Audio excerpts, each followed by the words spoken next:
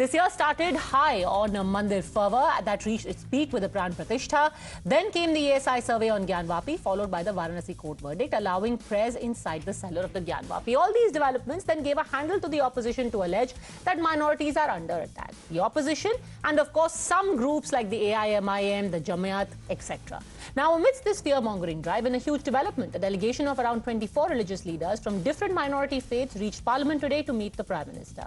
They included the head of the All India Imams Organization, Umar Ilyasi, Salman Chishti of the Ajmer Dargah, the Radha Swami Satsang, Sikh leaders, representatives of the Parsi community, the Jain community, and the Buddhist community. This multi-faith delegation arrived to meet the Prime Minister just hours before his big address in the Lok Sabha and gave him not just a huge endorsement, but also carried with them the message of peace. Remember, at one end, there are people who are saying everything has gone to the dogs, that Muslims feel like the Jews felt under Hitler. And on the other, there are sane voices, like the leader of the IUML, the state president of the IUML in Kerala. You've got people like the religious leaders who met the Prime Minister. There are monks who are also speaking of how there should be a path of reconciliation. The question, though, is, will the sensible voices finally manage to prevail? Joining us now on India Upfront, we have one of those leaders who in fact went and met the Prime Minister, Umar Ahmad Ilyasi, who is the chief of the All India Imam Organization, joins us. So first of all, tell us about your meeting with the Prime Minister. आज का agenda क्या था और आपने किस चीज को लेकर के उनसे बातचीत की? देखिए, आज की जो हमारी बैठक थी प्रधानमंत्री जी से और वाइस प्रेसिडेंट ऑफ इंडिया से, आज के इस नई संसद में पहली मर्तबा तमाम अलग अलग धर्मों के लोग वहाँ पर एक साथ पहुँचे, जो कि पार्लियामेंट का जायज़ा लिया। और वहाँ पर प्रधानमंत्री जी से भी भेंट हुई और प्रधानमंत्री जी से भेंट होने के बाद सभी ने एक संदेश दिया है, एक भारत श्रेष्ठ भारत।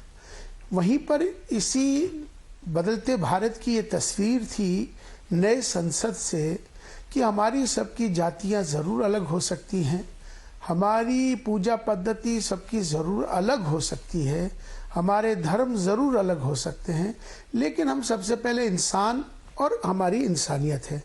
भारत में रहते हैं, हम सब भारतीय हैं।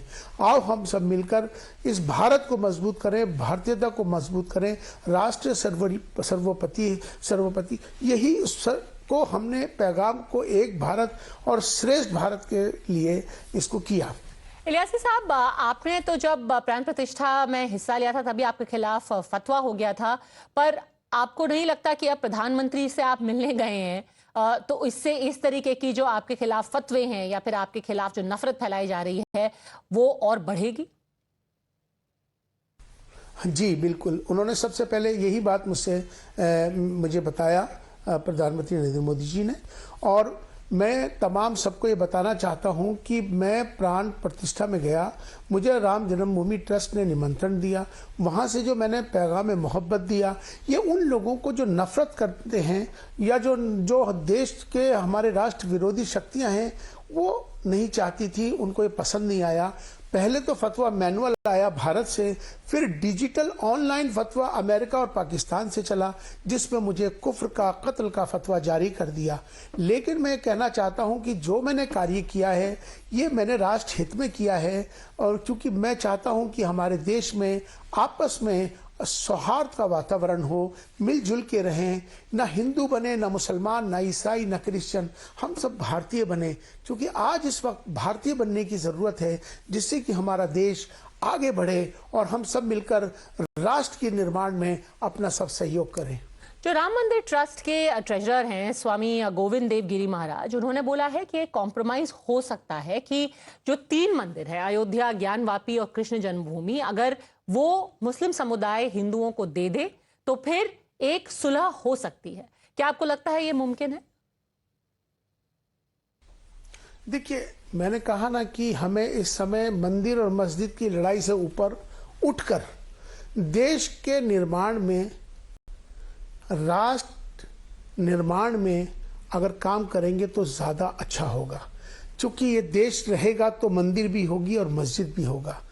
जब देश में अशांति होगी, झगड़े होंगे, कहाँ मस्जिद कहाँ मंदिर।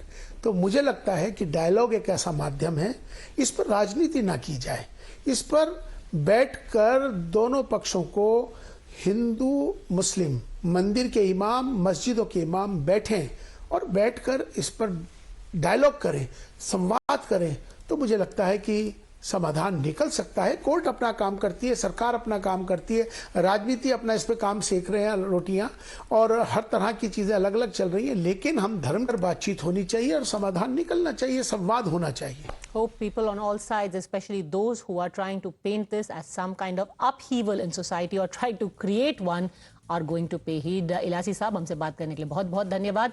Thanks for watching.